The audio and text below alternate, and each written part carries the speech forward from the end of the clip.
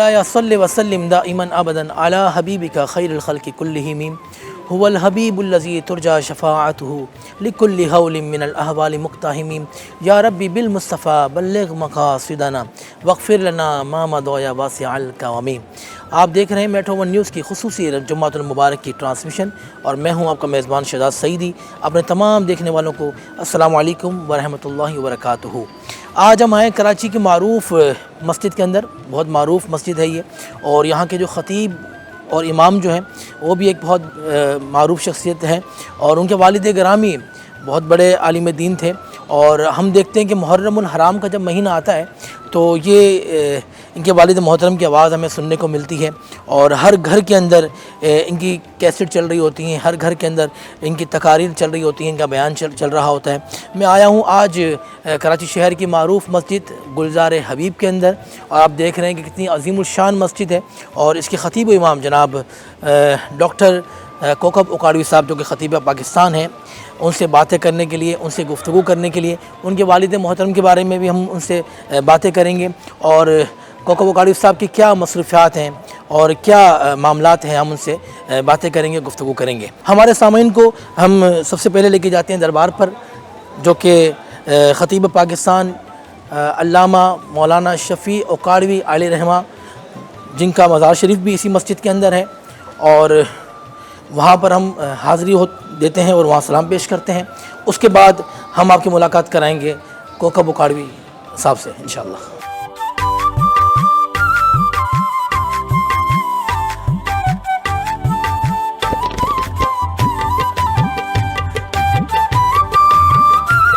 अब हम आपको लेकर जाएंगे मज़ार शरीफ के अंदर, जो कि बानी है और मुजद्दिद मसलक अहले सुन्नत हैं और ख़तीब पाकिस्तान हज़रत अल्लामा मौलाना मोहम्मद शफ़ी उकाड़वी रहमतुल्लाहि ताला अलैहि के दरबार में आपको लेके जाएंगे। वहाँ हम भी फ़ातिहा ख़वानी करेंगे और अपने लिए और हमारे मुल्क पाकिस्तान के लिए दुआ करेंगे।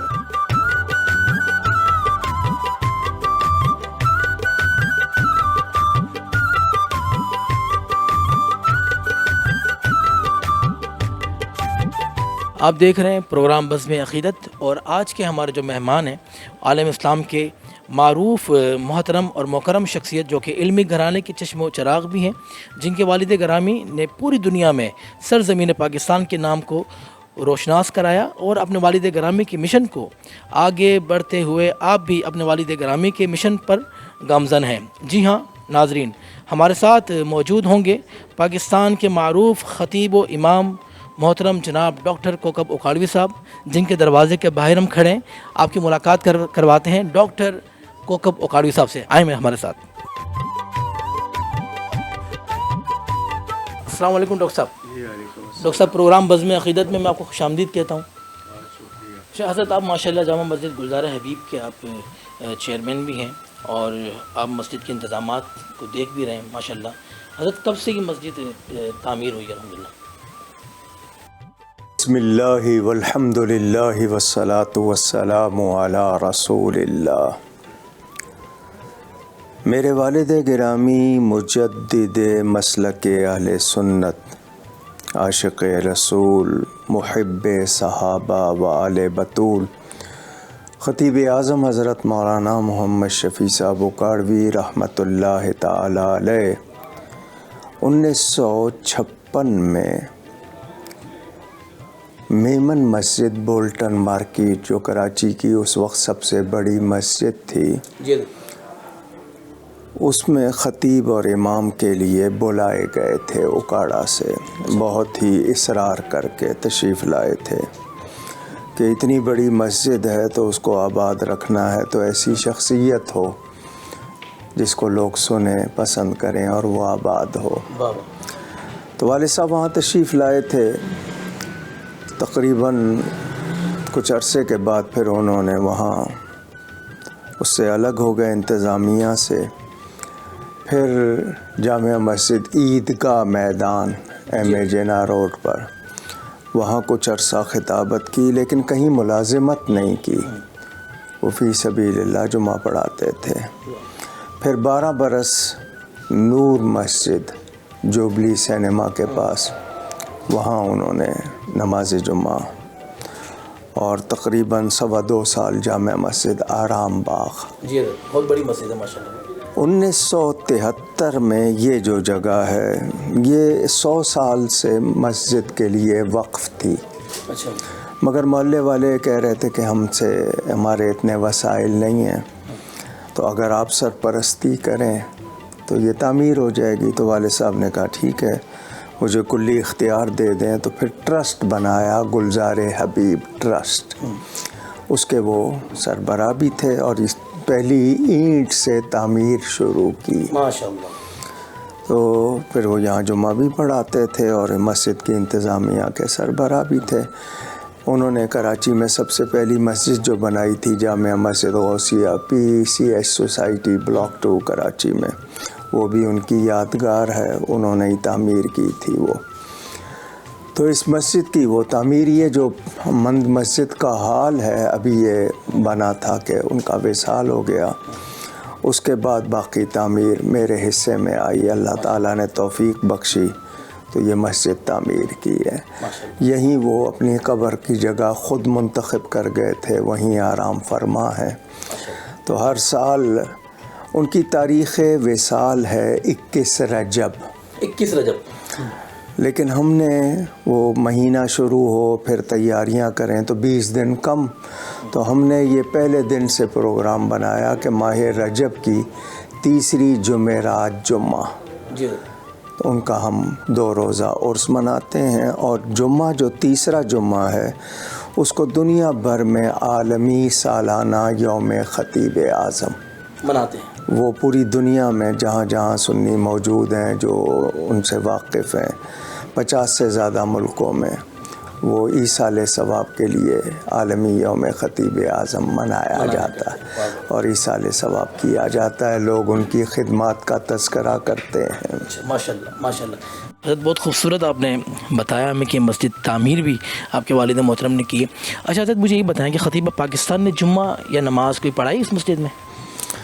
آپ نے شاید توجہ سے سنا نہیں ہے، وہ میمن مسجد میں بھی، عیدگاہ میدان میں بھی، نور مسجد میں بھی، آرام باغ میں بھی، اور یہاں بھی جمعہ پڑھاتے تھے. جمعہ پڑھا ہے، یعنی حضرت مسجد کی تعمیر بھی کروائی، جمعہ وہ خود پڑھاتے تھے.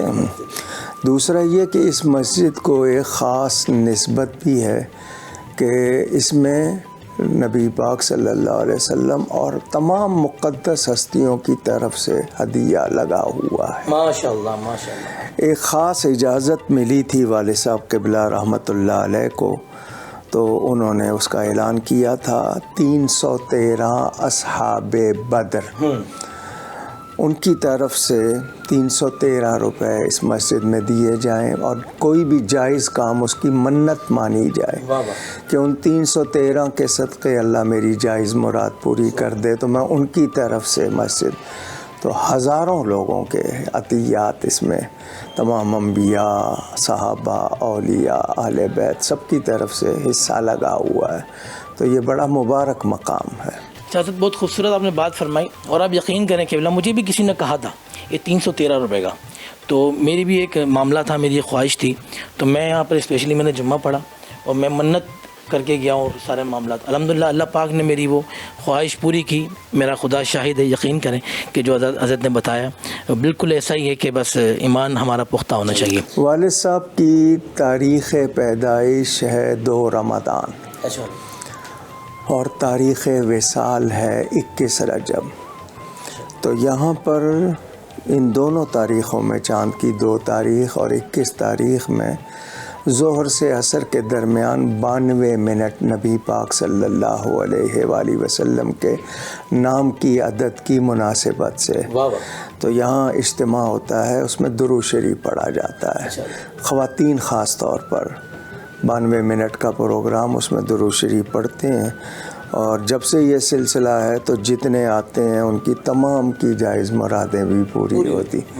اور 21 تاریخ کو یہاں پر ختم غوثیہ مزار شریف پر وہ سلسلہ جاری ہے.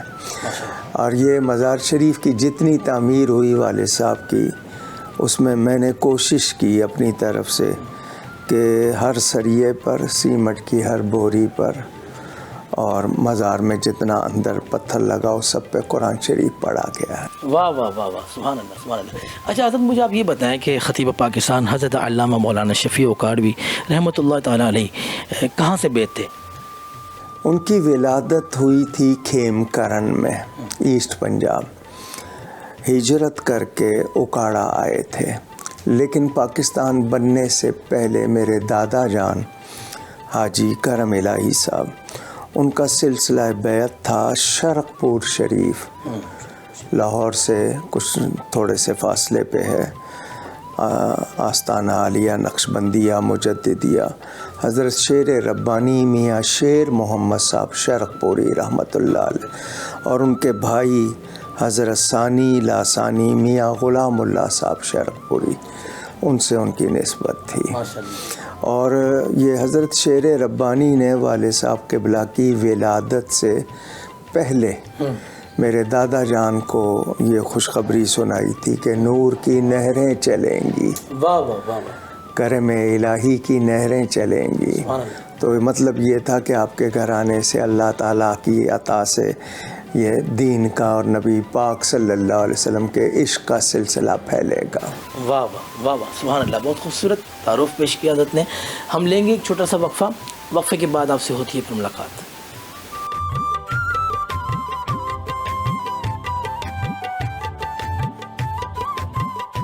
ایک بار پھر آپ کو خوش آمدید کہتا ہوں۔ آپ دیکھ رہے ہیں پروگرام بزم عقیدت، اور ہمارے ساتھ موجود ہیں پاکستان کے معروف عالم دین جناب ڈاکٹر کوکب اکاڑوی صاحب، جن سے ہم گفتگو کر رہے ہیں، ان کے والد محترم کے بارے میں ہم ان سے معلومات کر رہے ہیں، ان سے پوچھ رہے ہیں۔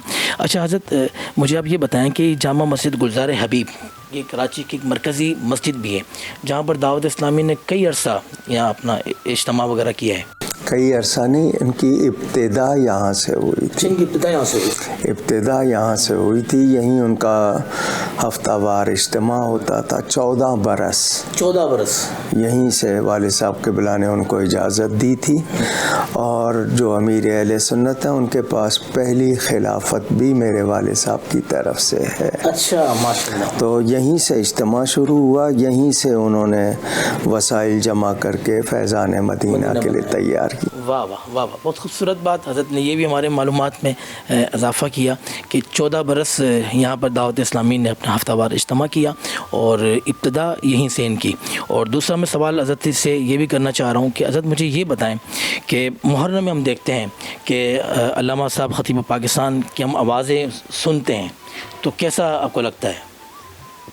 کراچی میں جب وہ پہلی بار تشریف لائے تھے تو ماہ رمضان کا آخری عشرہ گزارا تھا، جس میں کراچی والوں نے ان کو پسند کیا۔ وہ جو جملہ کہتے ہیں نا، آئے دیکھا اور فتح کر لیا، اللہ تعالیٰ نے ان کو اتنی اچھی آواز، علم، فیضان عطا کی تھی۔ تو اس کے بعد پھر ان کا دوسری مرتبہ کراچی آئے تھے، تو پہلی مرتبہ اہل سنت کی طرف سے 10 روزہ مجالس محرم، یہ سلسلہ شروع ہوا تھا کاغذی بازار، اولڈ کراچی جس کو اولڈ ٹاؤن کہتے ہیں نا، وہاں سے ہوا تھا۔ تو مدتوں پھر اللہ نے ان کو ایک خاص صلاحیت عطا کی تھی، واقعہ کربلا کتابوں میں تاریخ کی پوری سامنے رکھ کر وہ جس طرح بیان کرتے تھے اس طرح کسی اور نے بیان نہیں کیا۔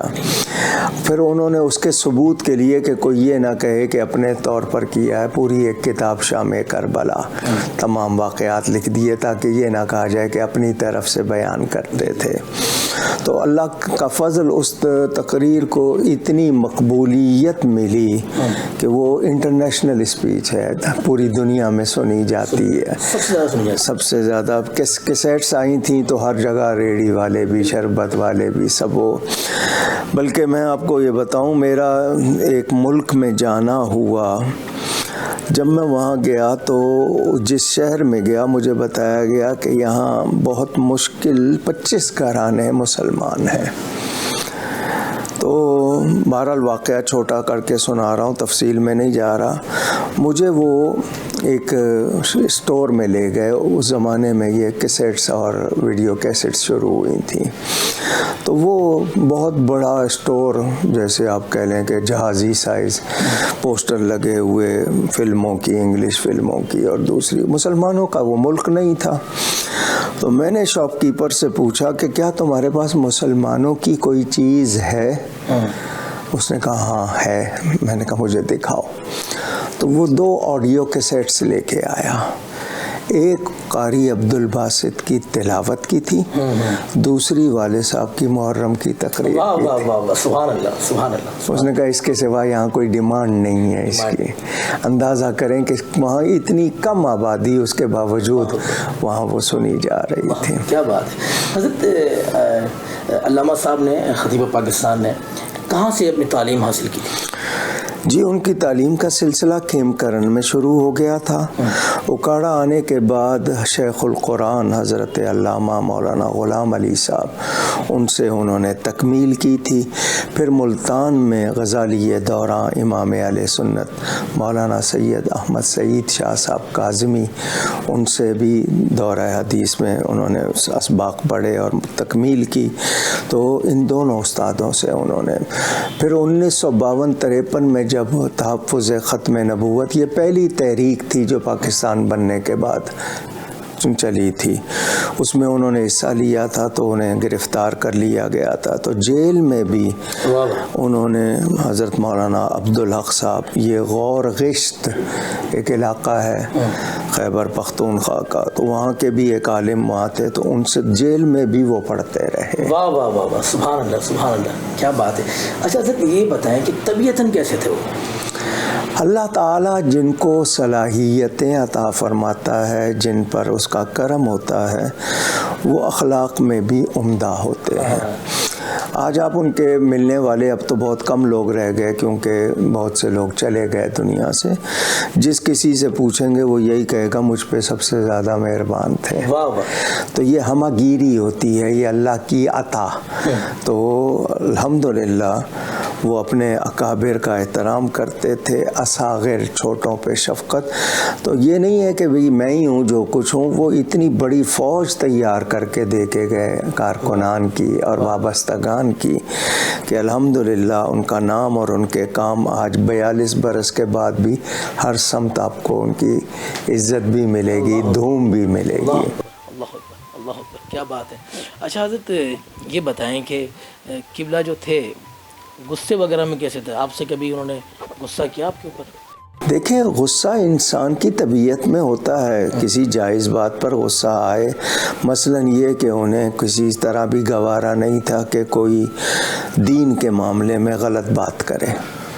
اب اگر اس پر بھی آپ کو غصہ نہیں آتا تو آپ کا ایمان کیا ہے؟ ایمان کیا ہے؟ تو لیکن یہ کہ مزاجن وہ بڑے شفیق تھے، مہربان تھے، ہنسمکھ تھے.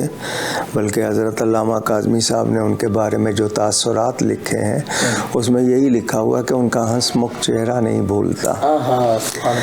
ان کو جو مقبولیت تھی نا بارگاہ رسالت میں، وہ ان کا سب سے بڑا اعزاز تھا. وہ پہلی مرتبہ جب انہوں نے ماہ رمضان گزارا مدینہ منورہ میں، تو آخری عشرے میں اعتکاف کیا تھا. عید کا دن پہلی مرتبہ ان کو گھر سے باہر آیا تھا، ورنہ ہمیشہ وطن میں ہی، وہ پہلی مرتبہ وہاں مدینہ منورہ میں ہی. تو مدینہ منورہ کے لوگوں سے یہ بات اب بھی سنی جاتی ہے کہ رسول اللہ صلی اللہ علیہ وآلہ وسلم سے کوئی بات منوانی ہو تو مدینہ منورہ میں نبی پاک کے 2 چچا آرام فرما ہیں، سید الشہداء حضرت حمزہ اور حضرت ابو الفضل سیدنا عباس رضی اللہ عنہما. ان دونوں کے مزار پر جاؤ اور ان سے جا کے کہو کہ سفارش کرتے ہیں، اور پھر بارگاہ رسالت میں آ کر اپنی جو بھی عرض ہے وہ پیش کریں. تو والد صاحب کو پہلا دن وہ ملا تھا عید کا وہاں پر، تو انہوں نے اس طریقے کو اپنایا. دونوں چچا کے مزار پہ بھی گئے، حضور کے والد ماجد کے مزار پہ بھی گئے. پھر حضور کی بارگاہ میں آ کر عرض کی کہ آج عید کا دن ہے. آج عید کا دن. تو عید کے دن جو بڑے ہوتے ہیں وہ چھوٹوں کو عیدی دیتے ہیں. تو میں اور کچھ نہیں مانگتا آپ سے، عید ہی مانگتا ہوں. اور عید کے دن باپ نالائق بیٹے کو بھی عید ہی دے دیتا ہے. تو میں جیسا کیسا ہوں آخر آپ کا امتی ہوں، تو مجھے عید ہی دیجیے. یہ عرض کر دی انہوں نے. قطب مدینہ خلیفہ اعلیٰ حضرت شیخ العرب والعجم مولانا ضیاء الدین احمد مدنی رحمۃ اللہ علیہ کے گھر میں ٹھہرے ہوئے تھے. تو فرماتے ہیں رات کو عشاء کے بعد آ کے سو گیا تو خواب دیکھا کہ آسمان سے ایک زنجیر لٹک رہی ہے جس کے ساتھ ایک سنہری لوح تختی ہے.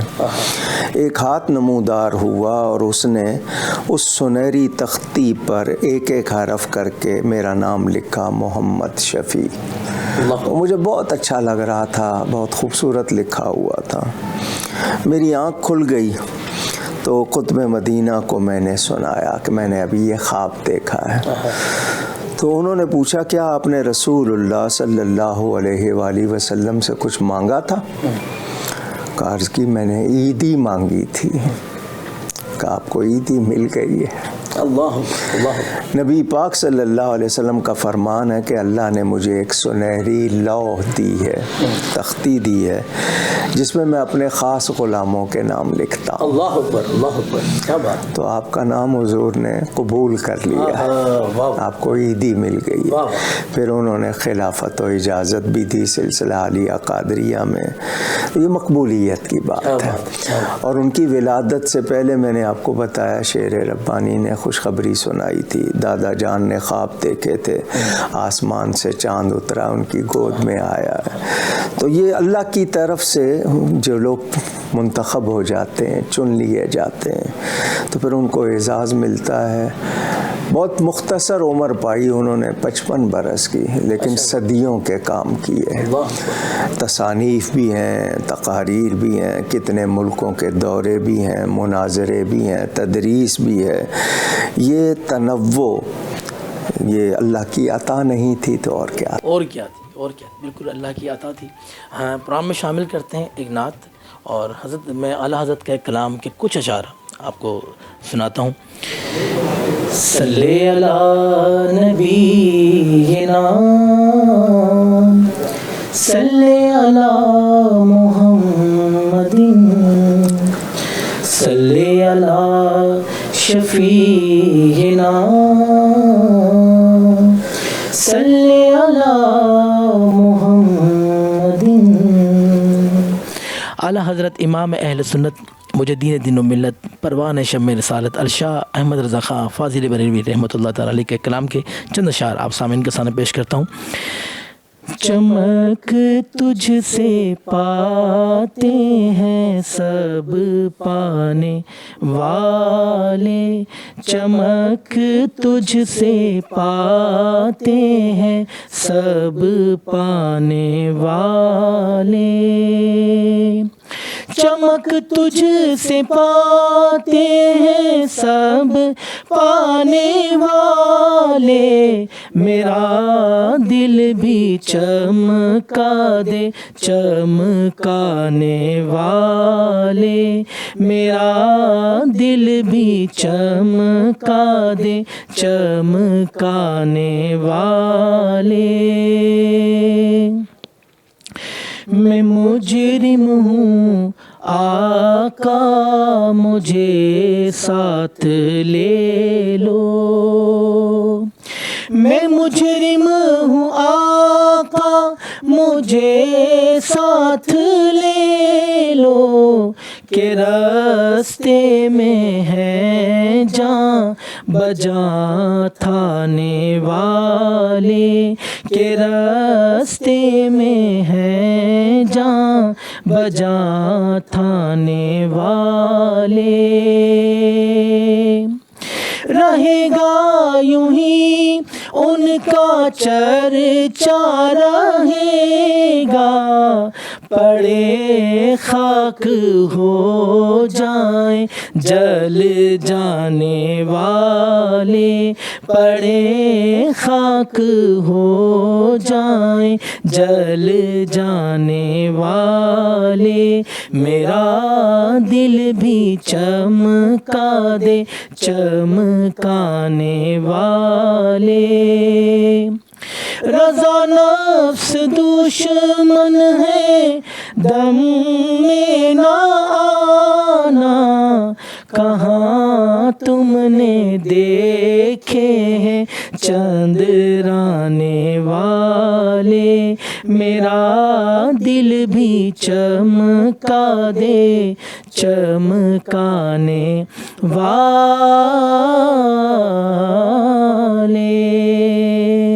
سبحان اللہ۔ ہم لیں گے ایک چھوٹا سا وقفہ، اور وقفے کے بعد آپ سے ہوتی ہے پھر ملاقات۔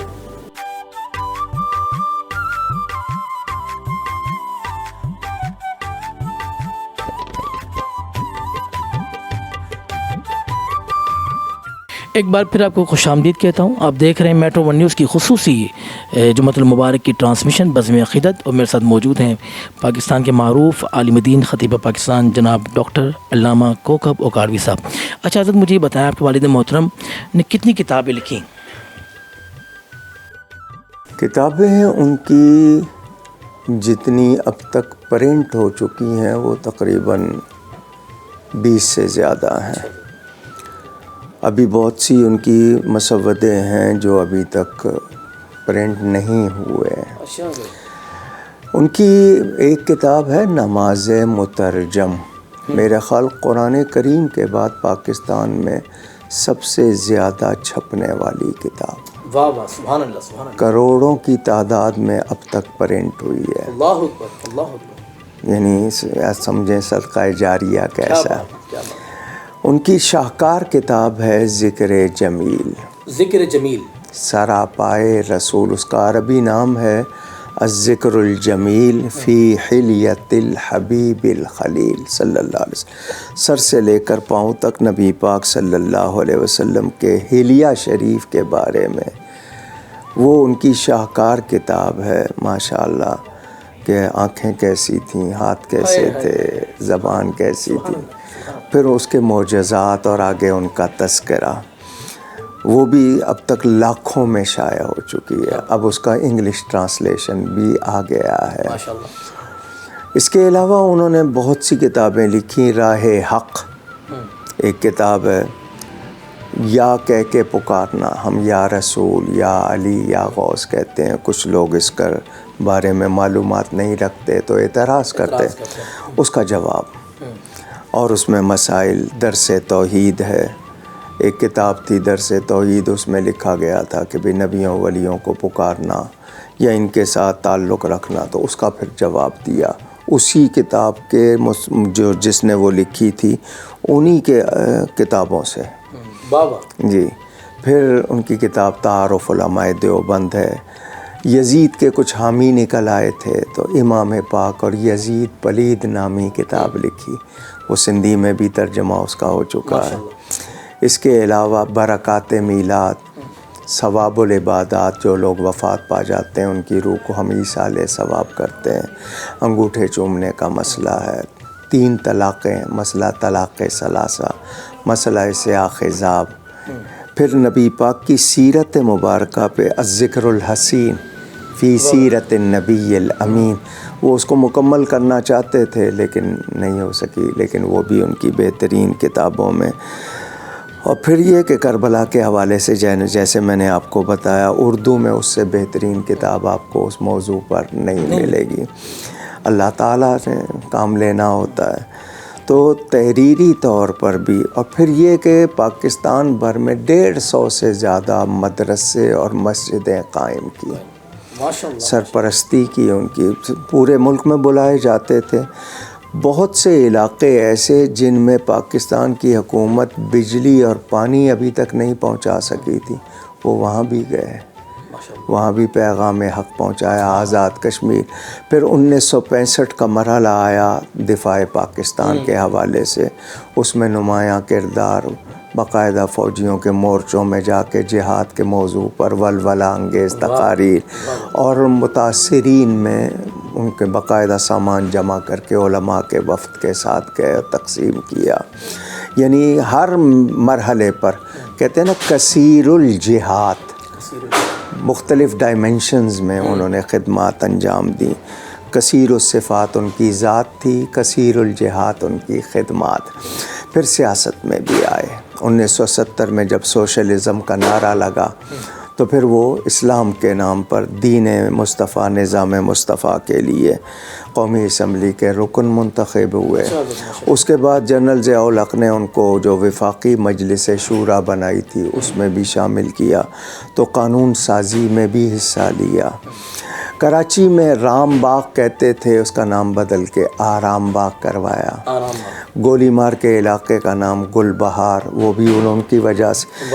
آج پولیس کے پاس موبائل ہے، یہ نئی تھی، یہ والد صاحب نے منظور کروائی. اچھا، ان کو یہ جو گاڑیاں ملی ہوئی ہیں یہ اسی زمانے میں والد صاحب نے منظور کروائی کہ بھئی ایک شخص فون کرتا ہے، تھانے سے بندہ نکلے، رکشہ ٹیکسی ڈھونڈے، پھر پہنچے کب تک، تو ان کے پاس گاڑی ہونی چاہیے. تو وہ پھر سوزوکی پک اپ ہر تھانے کو دی گئی. اس طرح ان کو موبلائز کیا، یعنی تمام مرحلوں میں. اور پھر یہ کہ خاموشی سے صدقہ جاریہ کے اتنے کام جن پہ رشک کیا جا سکتا ہے، کتنے لوگوں کے لیے کس طرح امداد اور وہ اللہ تعالیٰ ان کے ذریعے کرواتا تھا.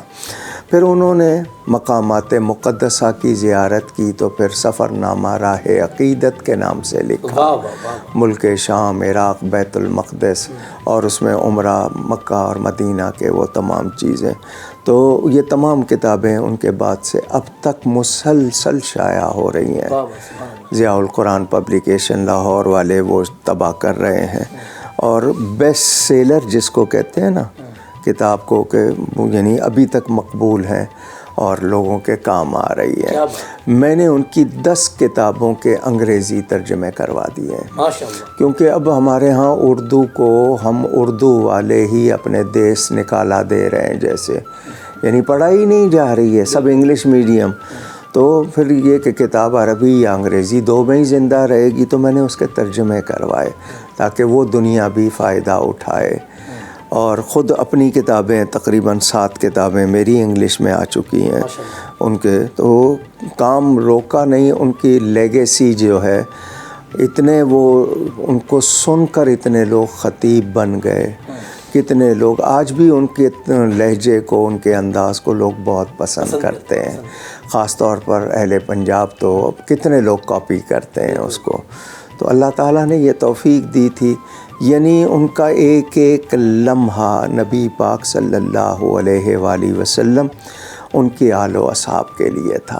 اہل بیت سے ان کو کتنی محبت، صحابہ کا کتنا دفاع، پھر اولیاء کرام. تو انہوں نے ایک جہان کو متاثر کیا، کہتے ہیں نا زمانہ ساز، یعنی بنا کے لوگوں کو. تو الحمدللہ آج بھی وہ نیکیاں کما رہے ہیں. تو ہم ان کی یاد میں یہ جب عرس مناتے ہیں تو اصل کوشش یہی ہوتی ہے، ایک تو ان کا تذکرہ جاری رہے، دوسرا ایصال ثواب. تو اللہ کا شکر ہے، بڑی کامیابی ہے.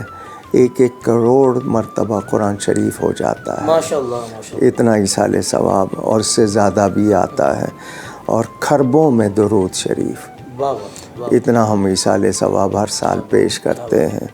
تو ان کی روح خوش ہو. اور ہر سال ان کے عرس پر میگزین چھپتا ہے، یادگاری مجلہ، وہ بھی پوری دنیا میں بھیجتے ہیں. اس میں سال بھر کی رپورٹ بھی ان کے بارے میں.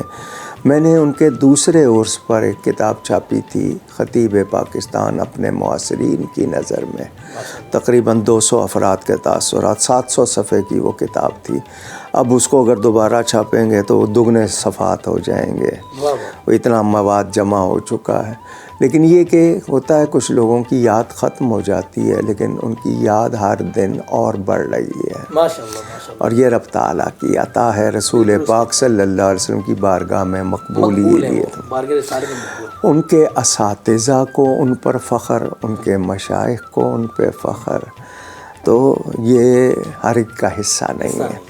اچھا، ان کی جب ولادت ہوئی تھی کھیم کرن میں، تو حافظ کرم الہی صاحب وہاں پر ایک استاد تھے قرآن شریف پڑھانے والے، انہوں نے والد صاحب قبلہ کے کان میں اذان کہی تھی۔ اذان سے پہلے انہوں نے درود شریف پڑھا تھا، تو پہلی آواز جو کان میں گئی تھی وہ درود و سلام کی تھی۔ ان کی آخری آواز جو ہم نے سنی 21 رجب کو صبح فجر کے وقت، وہ بھی درود و سلام کی۔ سبحان اللہ سبحان اللہ۔ تو درود و سلام سے آغاز اور درود و سلام پر انجام، یہ بھی ان کا حصہ۔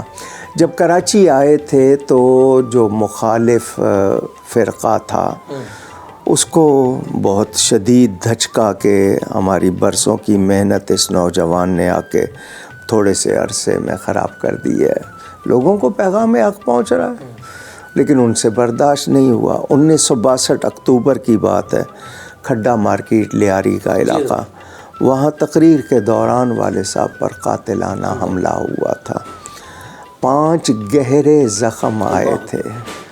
ہاسپٹل جب لے کے گئے تھے تو ڈاکٹر حیران تھے کہ یہ اتنا خون بہنے، اتنے زخموں کے بعد بچا کیسے ہے۔ 2.5 مہینے زیر علاج رہے، زخم ایسے شدید، اس کے باوجود اللہ نے زندگی دی۔ اسی دوران رسول پاک صلی اللہ علیہ وسلم کی زیارت ہوئی، تو 2.5 مہینے کے بعد آپ دیکھیں جرأت اور ان کا، کہ ہسپتال سے گھر آنے کے بعد جہاں جلسے میں حملہ ہوا تھا ان کو بلایا انتظامیہ کو، وہیں اسٹیج لگاؤ، میں پہلی تقریر پھر وہیں کروں گا۔ واہ واہ واہ واہ، سبحان اللہ، کیا جذبہ تھا، واہ واہ۔ تو انہوں نے پھر وہیں جا کر، اور اس کے بعد ہر سال وہاں پر باقاعدہ، اور کراچی میں ماہ محرم کی 10ویں شب جو ان کا اجتماع ہوتا تھا، صرف ایک شخص کے لیے، ایک ہوتا ہے عرس کا اجتماع، کانفرنس ہے، اور صرف ان کو سننے کے لیے اتنا بڑا اجتماع کبھی کسی اور کے لیے نہیں دیکھا گیا۔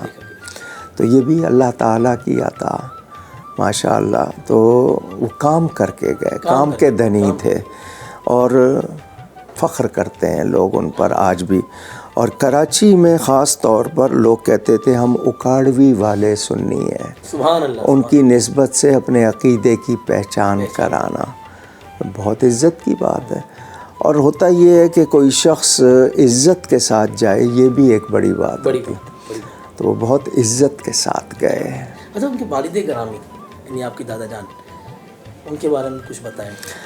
جی، وہ تاجر برادری، ہم لوگ شیخ کہلاتے ہیں، جو تاریخ کے مطابق یہ کہ یمن کے علاقے سے کچھ عربی شیوخ آئے تھے ہندوستان تجارت کے لیے، ان میں سے کچھ یہیں بس گئے تھے، تو ان کی اولاد آ گئے۔ یہ حضرت ابوبکر صدیق کی بدولت ایمان والے ہوئے تھے، تو وہ یمنی شیوخ ان کی اولاد۔ تو کھیم کرن میں وہ رہتے تھے، کمبل بافی، کمبل بننے کا کام یہ کرتے تھے، تاجر برادری تھے۔ پھر والد صاحب قبلہ تقسیم سے پہلے اکاڑا آ چکے تھے، انہیں یہ شہر پسند آیا تھا، تو ہجرت کر کے اکاڑا ہی آ گئے۔ تو وہاں آ کر بھی تجارت کا سلسلہ، میرے چچا وغیرہ سب ہمارے قرابت دار تاجر برادری ہیں۔ تو والد صاحب نے بھی کچھ عرصہ کپڑے کا کام کیا، لیکن چونکہ وہاں اکاڑا میں برلا ہائی اسکول تھا، جو اب ستلج ہائی اسکول، وہاں وہ دینیات کے انچارج بھی لگے، اور اس کے علاوہ کاروبار بھی کیا، لیکن روزانہ خطاب ہونا، طوطی پنجاب کا لقب ملا تھا ہونا، تو بہت زیادہ، تو پھر وہ کاروبار نہیں کر سکے، تو سائیڈ بزنس کرتے تھے یہاں آ کے، یہ پراپرٹی وغیرہ کا کام، اس لیے کہ انہوں نے یہ دین کو وہ نہیں بنایا، دنیا کا ذریعہ نہیں بنایا، اس کے لیے وہ الگ کرتے تھے۔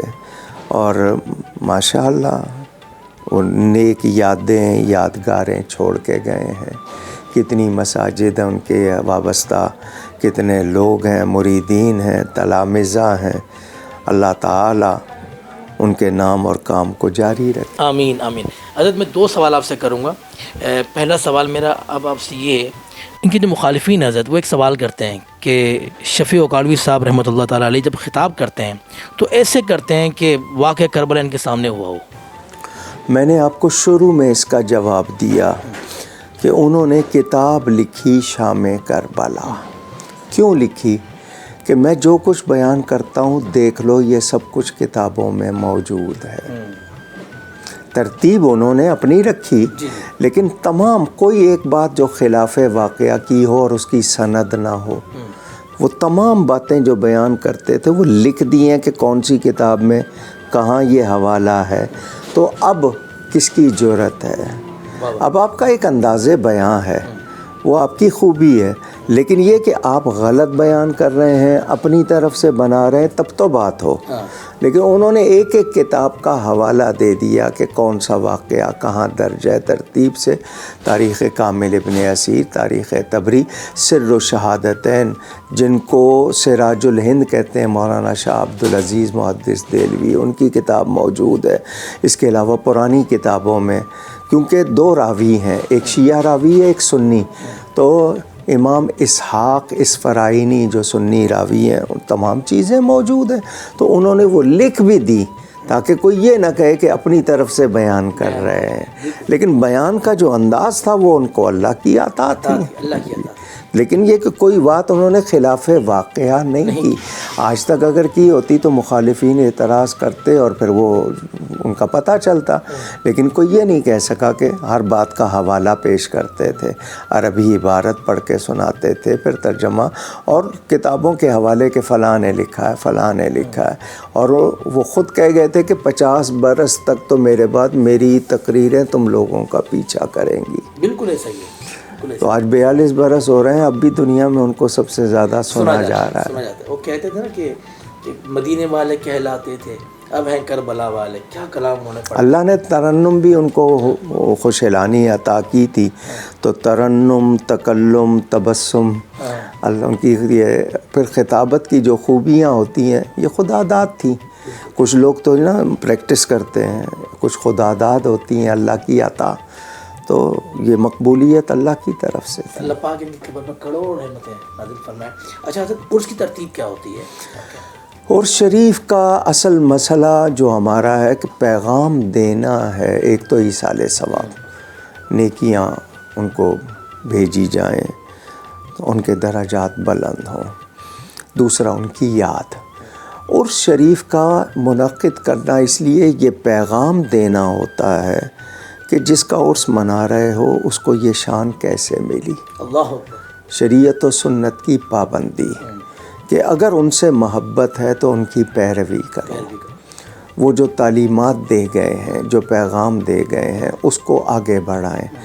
ہم لوگ اپنی زندگی میں، اپنے اطوار میں، احوال میں اس کو شامل کریں۔ یہ کوئی رسم نہیں ہے کہ صرف یہ کہ بلا لیا لوگوں کو کھانا کھلا دیا۔ اصل مقصد ہوتا ہے وہ پیغام پہنچانا۔ دوسری بات یہ ہے کہ لوگوں کو اس طرف راغب کرنا کہ دیکھو وہ بھی تو ایک انسان تھے، مگر یہ شان کیسے مل گئی کہ وہ اللہ رسول کے پابند ہو گئے، اللہ نے ان کو عزت دی، تو آپ لوگ بھی اس طرف آئیے، یہ پیغام۔ دوسرا یہ کہ اس سلسلے کو جاری رکھنا تاکہ وہ کام جاری رہے لوگوں میں، اور ان کا تذکرہ کرنا ایک طرح سے ان کو پھر زندہ کرنا ہوتا ہے تاکہ وہ چیز چلتی رہے۔ تو ان کی کتابیں آتی ہیں، ابھی تازہ راہ حق کا انگریزی ترجمہ تیار کیا ہے انہوں نے۔ مولا کائنات حضرت علی کے بارے میں کتاب لکھی، سفینہ نوح حصہ اول، سیدہ کائنات اور ام المومنین حضرت عائشہ کے بارے میں سفینہ نوح حصہ دوم، یہ بھی ان کے بھی انگریزی تراجم ہو گئے۔ تو اس موضوع کو اور ان چیزوں کو آگے بڑھانا، اگر ہم اپنے محسنوں کو بھول جائیں اور اپنے اکابر کو بھول جائیں تو پھر ہمارے پاس جس کو رول ماڈل کہتے ہیں وہ کون ہوگا؟ لوگ آئیڈیل بناتے ہیں، کوئی کرکٹر کو، کوئی کسی سنگر کو، کسی، ان لوگوں نے تو کام نہیں آنا، کام تو اللہ والوں نے آنا ہے۔ ہمارے اسٹار تو وہی ہیں جو اللہ کی بارگاہ میں مقبول ہیں۔ تو یہ ایک تعارف بھی ہوتا ہے، ایصال ثواب بھی ہوتا ہے، اور اس سلسلے کو جاری رکھنا تاکہ ان کا کام جاری رہے، جو ان کا مشن نصب العین تھا اس کو جاری رکھنا۔ اور عرس کے معنی جو ہم لوگ جو اصل لیتے ہیں، لوگ شاید سمجھتے ہیں کہ نہیں جی کوئی میلہ ٹھیلا، وہ نہیں ہے، کیونکہ ان کو عزت ملی شریعت و سنت کی پابندی کی وجہ سے۔ اگر شریعت و سنت کی پابندی نہیں ہے تو پھر کوئی بھی کچھ اس سے حاصل نہیں ہے۔ بلکہ جن لوگوں نے کہیں کسی عرسوں پہ میلے شروع کر دیے، ہم اس کی سختی سے مخالفت کرتے ہیں کہ مزارات پر کوئی غیر شرعی کام نہ ہو۔ لوگوں نے بدنام کرنے کے لیے کچھ نشہ کرنے والے بٹھا دیے، یہ سازش ہے، کیونکہ ان ہستیوں کی بدولت داتا صاحب، حضرت خواجہ صاحب، ان کی بدولت یہاں اسلام پھیلا ہے، حضرت بابا صاحب، یہ بڑی ہستیاں۔ تو آج کوشش کی جا رہی ہے لوگوں کا ان سے تعلق کمزور کرنے کی۔ تو ہم نے بتانا یہ ہے کہ یہ اللہ کے پیارے ہیں، ان کو اللہ تعالیٰ نے یہ عزت اور توقیر بخشی ہے۔ تو اور پھر یہ کہ قرآن کی گواہی ہے، اللہ جس سے محبت کرتا ہے فرشتوں کو فرماتا ہے ان سے محبت کرو، پھر زمین میں اعلان ہوتا ہے ان سے محبت کرو، اور فَاذْكُرُونِی أَذْكُرْكُمْ، تم میرا ذکر کرو میں تمہارا کروں گا۔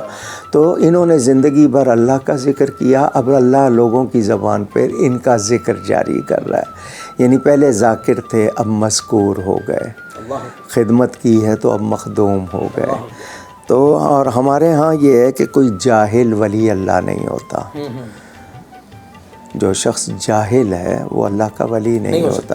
تو یہ علماء کرام ہی ہیں جو اولیاء اللہ ہیں، تو ان سے وابستگی میں ہے ہماری دنیاوی کامیابی بھی، اخروی کامیابی بھی۔ تو اس لیے یہ عرس شریف منعقد ہوتے ہیں، اور لوگ جتنے بھی ان کو یاد کرتے ہیں، کل قیامت کے دن وہ انہی کی زوات سے فیضان بھی پائیں گے انشاءاللہ۔ آمین آمین۔ اللہ پاک ان نسبتوں کو قائم رکھے۔ حضرت آپ نے ہمیں وقت دیا، میں بہت مشکور ہوں آپ کا، اور میں چاہوں گا کہ حضرت ہمارے دیکھنے والوں کو کیا میسیج دیں گے آپ؟ میرا پیغام یہ ہے کہ ہم اپنے ایمان کی حفاظت کریں، یہ ہمارا سب سے اہم کام۔ سوشل میڈیا نے، الیکٹرانک میڈیا نے، دنیا نے یہ الغار کی ہوئی ہے کہ پاکستانیوں سے کسی طرح نبی کی محبت نکالو، علماء کی عزت نکالو، اولیاء سے وابستگی ختم کرو۔ تو ہم اپنے ایمان کی حفاظت کریں، اس سے اہم، کیونکہ قبر میں ماں باپ ساتھ نہیں جائیں گے، دولت نہیں جائے گی، ایمان ساتھ جائے گا، اعمال ساتھ جائیں گے۔ تو ہمیں اپنے ایمان کی حفاظت کو بہت اہمیت دینی ہے۔ یہ جو نئے نئے لوگ متعارف کرائے جا رہے ہیں، ان سے بچنا ہے۔ سلف صالحین یعنی جو ہمارے چلے آ رہے ہیں، کیونکہ ہم نماز کی ہر رکعت میں کہتے ہیں یا اللہ ان لوگوں کے راستے پہ چلا جن پر تو نے انعام کیا، تو ان اللہ والوں سے وابستہ رہنا ہے۔ یہ غلط لوگ جو آئے ہوئے ہیں، جو آج پروپیگنڈا کر رہے ہیں، ان کے کہنے سننے میں نہیں آنا۔ اگر وہ اللہ والے کامیاب نہ ہوتے تو ان کو ولایت ملتی؟ تو یہ اللہ تعالیٰ کا انعام دشمنوں کو نہیں دیا جاتا، جن کو ملا سارے اہل سنت و جماعت۔ تو صحیح عقیدوں کی حفاظت کریں، اپنے علماء سے وابستہ رہیں، اور اپنی اولاد کو اسکول بعد میں بھیجیں، ایمان پہلے سکھائیں، ان کی تربیت کریں۔ اور ہم لوگ شریعت و سنت کی معلومات، ہمیں بنیادی عقیدے یاد ہونے چاہیے۔ 6 کلمے یاد نہیں ہیں ہمارے لوگوں کو، ان کے معنی یاد نہیں ہیں، عقیدے معلوم نہیں ہیں، بنیادی عقیدے جن کا جاننا ضروری، تاکہ کوئی ایسا کام یا بات نہ ہو جائے کہ ہم ایمان سے نکل جائیں۔ تو پیغام یہی ہے کہ اپنے ایمان کی حفاظت کریں، علماء سے وابستہ رہیں، جو باتیں جاننا ضروری ہیں وہ سیکھیں، اور کوشش کریں کہ اپنے مسلمان ہونے پہ فخر کریں۔ اس کو کوئی برا نہ سمجھیں، کچھ لوگ معذرت خواہانہ رویہ رکھتے ہیں۔ الحمدللہ ہم مسلمان ہیں، اور ہمارا مسلمان ہونے کا مطلب ایمان میں بھی درست، اخلاق میں بھی درست، کردار میں بھی درست۔ تاجر ہوں تو ملاوٹ نہ کروں، ڈاکٹر ہوں تو لوٹوں نہیں، یعنی ہر فیلڈ میں مجھے یہ پتہ ہو کہ میں اللہ کو جواب دے ہوں۔ اللہ کرے کہ ہم ایسے ہو جائیں۔ ماشاءاللہ ماشاءاللہ، بہت خوبصورت حضرت نے گفتگو فرمائی، اور میں آپ سے اجازت لوں گا پروگرام بزم عقیدت سے۔ ہمارے مہمان ڈاکٹر علامہ کوکب نورانی اوکاڑوی کو بھی اجازت دیں اور اپنے میزبان شہزاد سیدھی کو بھی اجازت دیں. زندگی نے وفا کی تو پھر کسی پروگرام میں پھر آپ سے ملاقات ہوگی. تب تک کے لیے اپنا بہت خیال رکھیں. السلام علیکم ورحمۃ اللہ وبرکاتہ.